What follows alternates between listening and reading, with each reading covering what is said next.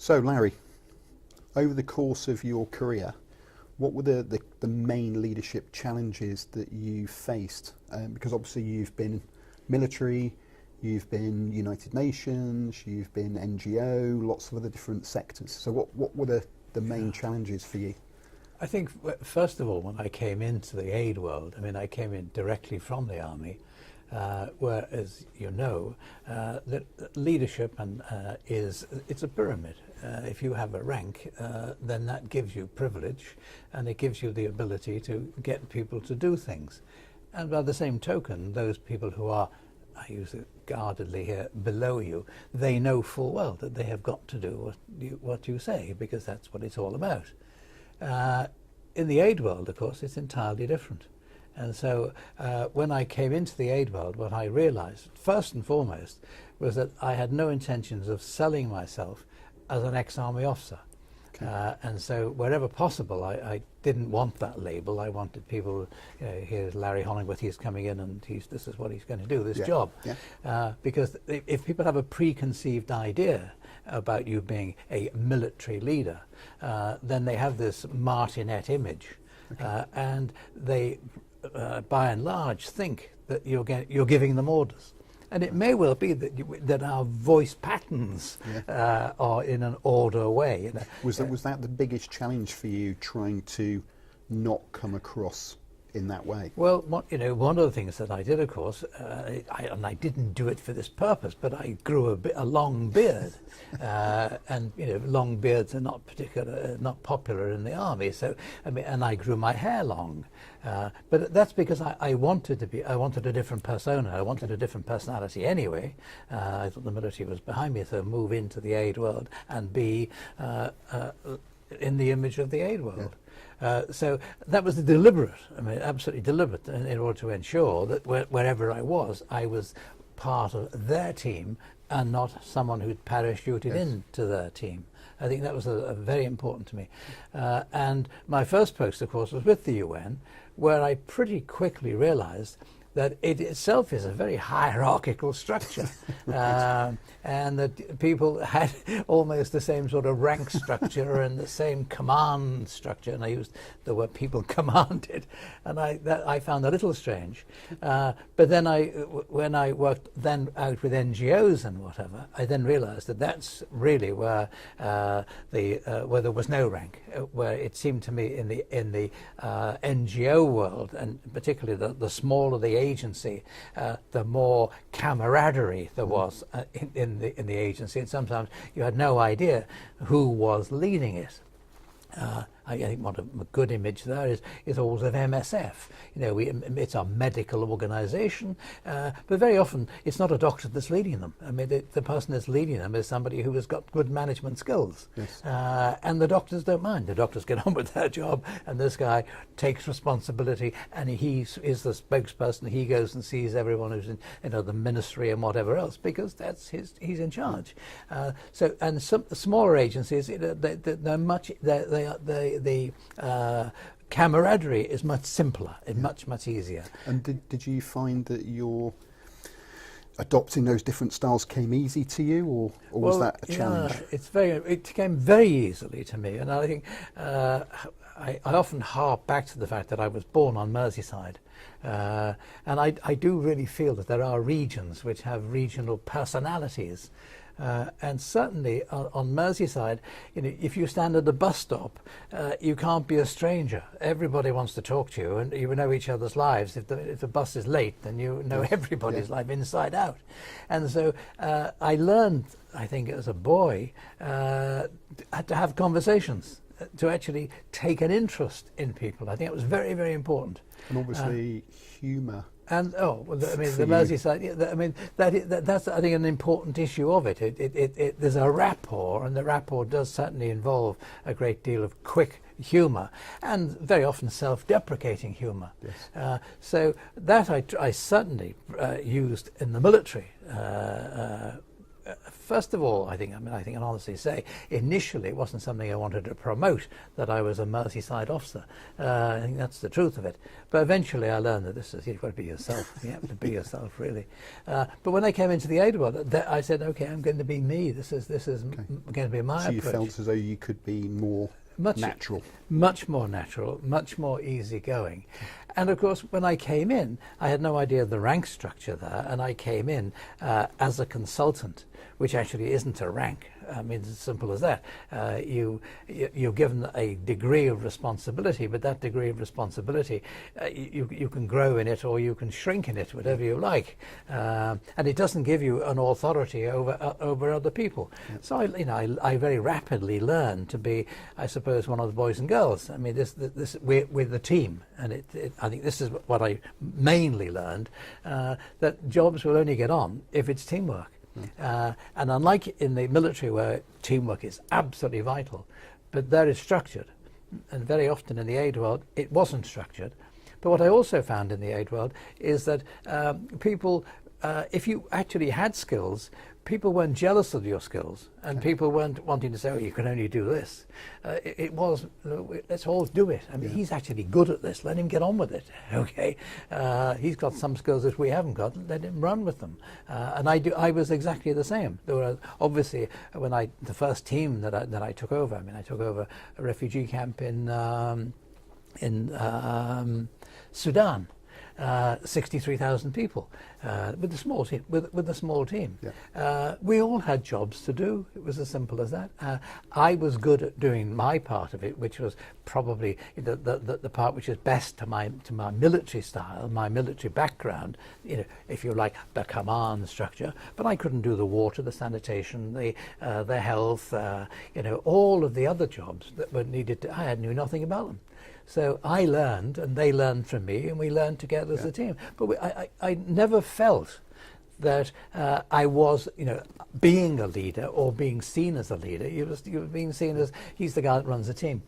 And just talking about your Sudan experience, obviously that's leading an international team. Yes. Yeah. And obviously with international affected people, what were the differences there for you when it comes to that's leadership within that context? Yeah, that's a very, very good question, because again there every nationality has their own personality. There's no doubt about that, and you have to learn how to work their personalities. There are some people whose toes you can't stand on. There are some people who have a sense of humour. There are some people who have no sense of humour, and sadly they go with personality. They go with personality. They go with nationalities. I think that's the truth of it. And therefore, the more malleable you are yourself, the more you can win people around. The more. But I think that's also about you instinctively knowing, because of your experience and your skill set, on reading that audience quite quickly. I mean, would you agree with that? Oh, I would. Oh, absolutely. And I read it quickly because I could have. It was live or die. You survive, and I was either going to like this job or not like it. And if I'd wanted to be pompous and sit to the side and say, oh, I'm afraid this is my job, then I wouldn't have lasted long. And but I wanted to be in it, and so it was very important to me that I sold myself as an aid worker. In an aid working team. That was very, very important, and I like to think that came over. Yes. Was there any time when you did something that you thought, I'm never going to do that again? Oh, I think that didn't go well. Oh, I think often. I mean, often, because initially, and again, I'm not going to be derogatory about my aid worker colleagues, but lots of things are a bit slapdash or a bit, it'll be all right tomorrow, it'll be fine. No, it might be fine tomorrow, but it'll be better today. Yeah. Okay. And yes. So sometimes when you have to say to people, well, actually, when I said today, I meant within this 24-hour time frame. Okay. Because inside that comment, I'm guessing that you can put a little bit of steel in there if you needed to. You see, you hit on another very important point. I mean, in the military, people know if they disobey, it has a consequence. in a team, of course, if aid workers in particular, there's no consequence. It's hard, very hard. Even if you are the designated team leader, it's very difficult to get everybody, to toe the line. And so it is very much personality based. And so I found that leadership really was, how do I sell myself to them to make sure the thing works to the best of our ability. Yeah. And so initially, obviously, I had to learn how to work with people who've been in the aid world 20 and 30 years and were very much senior to me. In many of their cases, of course, they were still 20 years younger than I was, okay, yes. Which is another point that I had to learn to cope with. Yeah, it's an interesting point. Initially, 32-year-olds or whatever will be saying to me, Larry, jump. And so you have How did that make you feel? Well, again, having a grey beard, they didn't expect me to jump quite so high. Okay. So it had its advantages. I mean, I think looking back on it, and I don't think I did it deliberately, but looking back on it, the role that I played was excellent for my being absorbed equally into the humanitarian aid world, and also my leadership skills and my leadership manner, I think, worked out well.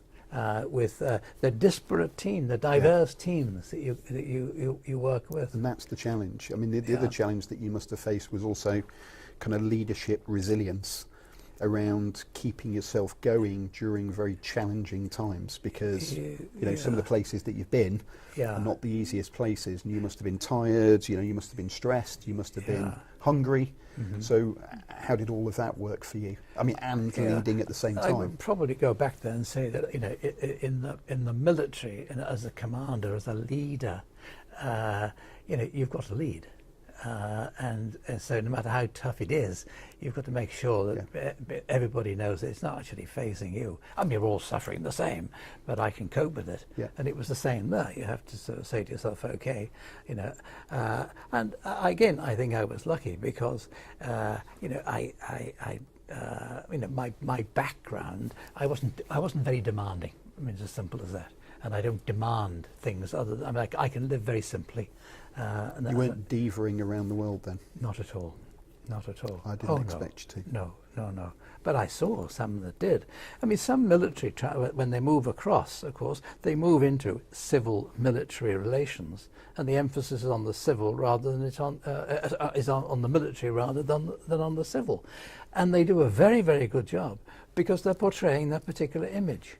And I probably could have had a career for myself in that line, but that wasn't. I didn't want that. I wanted to be in the aid world. Because that comes across loud and clear, the way that you completely changed not only your kind of outward appearance, but also your inward mindset appeared to change completely once you left the military. Yeah. And most people can't make that transition. Yeah. As you know, it's very difficult. You see, and with that, the question is on leadership. I mean, the point about the leadership there is it's very much a close teamwork. One of the things that I think I did it in the army, but I certainly did it all the time in the aid world, is to ask a very simple question: what do you think we should do? Yeah. Because you don't know. I mean, none of us know. No matter how, if you've done all the crises in the world and you're sent to a new crisis, it's going to have new nuances. Yeah. And if you're the new boy there, you need to ask the guys who've been there before, what would you give me some advice here? Yeah. And as long as you're prepared to, I think that's a really important essence of leadership, is to share with your team, guide me, advise me, show me, tell me. And again, was that a conscious decision to change your style to sort of be more collaborative? No, I think I did it initially because I didn't know the answers. Okay. I didn't know the answers. I mean, what do we do? What did you do in the last one? Okay. Yeah. But be prepared to ask, and you won't look a fool. You'll look a fool if you don't ask. So I think that was very important to me. My leadership skill in the aid world has always been, we are a team, how are we going to do this? How are we going to play it? Now, if you're looking at move on to how the leadership is seen. I mean, that's has always fascinated me. How does the team see the leader, and how did my teams, how did they see me? And did I think that they saw me in this way? Right? Am I deluded? Has it been a grand delusion that I was, part of the team or whatever? I mean, that's it. And then the other point, of course, is that you're dealing with people as a leader. You're dealing with people who actually it's their country, their problem, their crisis, and their emotions are much more important than yours, much more important than yours. And so you have to ask yourself again, how do they see you leading this team? Do they see you as an external who has authority because you've got money, you've got all the things that they lack?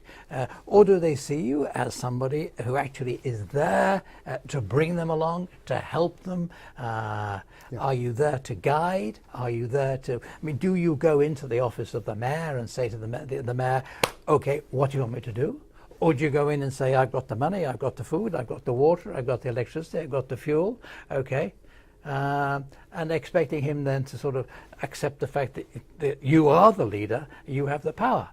We may have the commodities, but we don't have the power. We didn't have that leadership, and I think that was very important to me again. That I tried to often ask myself, how do others see me? How do the team see me? How does the people that we're working with see me? And it very, very often, walking just to a tent, a family tent, oh, this is the big guy coming down. We don't see him very often, but he's here now. What you want is you want them to hope. Your hope is they'll say, sit down and have a cup of water, or sit down and whatever, and we'll chat. And I certainly always, wherever I was, I hoped.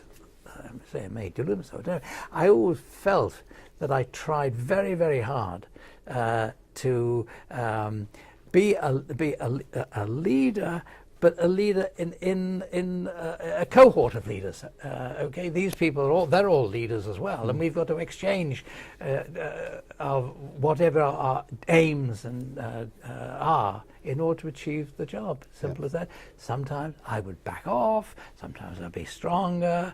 You've got to learn. So I have to ask you, do you think that's a natural, innate skill within you? Do you think it's a kind of born thing, or do you think you can learn to be a leader? I think in my case, I think it's innate, right? And I was able to embellish it, okay? But I think people can lead it, people can learn it. But whether, if you've learned it, you'll ever be as easygoing with it. Okay. It depends. It's got to fit your personality. Your leadership style has to fit your personality. Because the one criticism of leadership, or at least disaster or crisis leadership at the moment, is this kind of authenticity. So actually coming across as, empathetic, somebody who really cares, somebody who can do this competently. And some people are not naturally able to promote that. I think there's another thing that follows on from that, and that is that, are you the leader?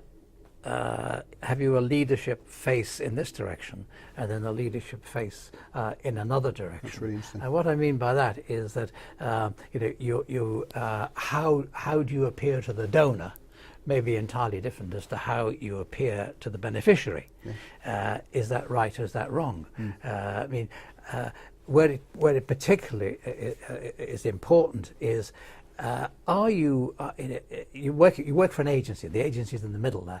If in fact you absolutely know that this is what the beneficiary wants, because they tell you every minute that this is what they want, is it your task, as the leader of your team and representing to a certain degree them, to shout on their behalf, right? And to shout on their behalf to people who in fact are your masters. Okay, your masters. When they can say to you, hang on, we're funding this. It's a bit of a tightrope. It's a tightrope. But you have to ask yourself, where's your own conscience in this? Okay, and that's another leadership dilemma. Who are you leading?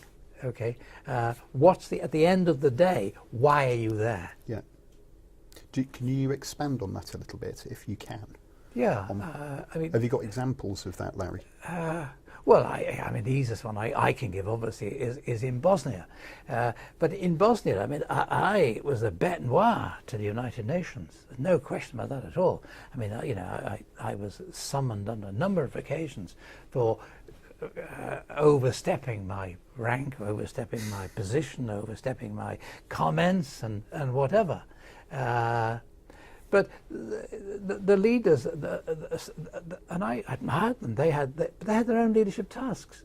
Okay, their tasks, you know, in particular, the political decisions didn't match what we were there for. I mean, okay, we weren't there to solve politically Bosnia. We were there to, you know, to try to get the city, get Sarajevo to work, to try to get into the besieged areas, because that's why we were there. They were the beneficiary. I was paid, I felt, to do that task. Yeah. Now, and that was my leadership. My leadership skill was to achieve those tasks. But it offended enormously some of the people who were paying me, and they thought that my task was to support them. Yeah. How did you then deal with that conflict? Because obviously, that's quite tricky to keep that diplomacy. I never got a full contract. Okay, I think that's probably the easiest. Is that why you grew the beard as well? There we are. But I think that's the truth, you know. I mean, if you. But again, I have to say here that, of course, I went into the aid world at the age of 50. I wasn't particularly worried about a second career. And so that gave me an independence, which it might not have given a 25-year-old or a 28-year-old or a 40-year-old. So it was an advantage. Yeah. And it wouldn't have been somebody if, in fact, they had a contract. Because they'd be saying to themselves, am I going to get promoted? What's my next job? Is it going to be in the middle of nowhere, or is it going to be in Vienna or whatever? Okay, I had none of those worries, because at the end of the 6 months I was out anyway. Yeah. Okay, so I mean that affected my own leadership skills. I think that was to me it was very important. I played myself. Yeah. Okay. And do you think your style changed from leading sort of during business as usual, so to speak? I've never been very good. I've never been very good at business as usual. Okay. Never been very good at that. You know, I've always relied on people who are better than I am at it, and let them get on with it. I'm afraid. You know, I've never been successfully desk bound. Okay. Okay. So, you know, in leadership, in those circumstances, and that was very often, I think, in the military, you know, you find somebody who's really, really good. But you have to give them the credit and the respect. They know they're carrying you in that department. You know, let them know that they know that you know that they're carrying you, and make sure that everybody else knows that they're carrying you. It never embarrassed me for me to say, "Oh, I did have to see Corporal so," because I don't really understand it. And people then know that he got the credit for it, and it's the same in the aid world. And when you were in the field, what changed with your kind of the psychology there? Because obviously, in the field, I think one of the big issues in the field, and again leadership-wise, is, you know, the odds are the majority of your team are locals. They're probably doctors, dentists, lawyers, people much brighter than we are. Okay, and it's their country, and they're doing what they're doing. They're your driver, they're your interpreter, or wherever they are, because of circumstance. Simple as that. And now, how do they feel? Okay, another great thing I always say, put yourself in their shoes. Wear their shoes, okay? And I say that very much with refugees, especially in the earliest times of a crisis. Because in the earliest times of a crisis, I don't think we really feel. We forget just how much drama and trauma they've gone through to get where they are. Yeah. Lost a home, lost their possessions, lost a job, don't know where the husband is, don't know where all the kids are, okay? Yeah. And sometimes we think that their biggest problem is food and water. It's not, okay? Put yourself in their shoes and you realize that, you know, this is a small portion of it. So again, I think when you're dealing with people who are doctors, dentists and lawyers, and who are now translators and whatever, you need a special leadership skill with them. You need to be able to say, you know, I admire you, you know, I really admire what you do. You know, you're much brighter than I am. Can you advise me here? They've got to be, and they've got to know that you're giving them. You're not just shouting driver, and along comes. I mean, I had a skin specialist. Okay, what do you call him? Dermatologist, dermatologist was my driver in Bosnia. Okay, he had a great sense of humour, because he said to me, when during all the shelling, he said, "Don't worry," he said, I look after, he said, as long as it's only skin deep. Now, I liked his sense of humour, but he was a doctor, but he was a driver. Right. But you have to give him, your leadership skill is to let him feel that you're still respecting him as a doctor who's working for you as a driver. See, nowadays, everything that you've just talked about would be called emotional intelligence, which at the time, it probably didn't think that way, but actually everything that you've been saying, if you read anything on emotional intelligence, they'd be going tick, tick, tick, everything that you've been talking about. Can you put that down on my new CV? Absolutely. Like Absolutely.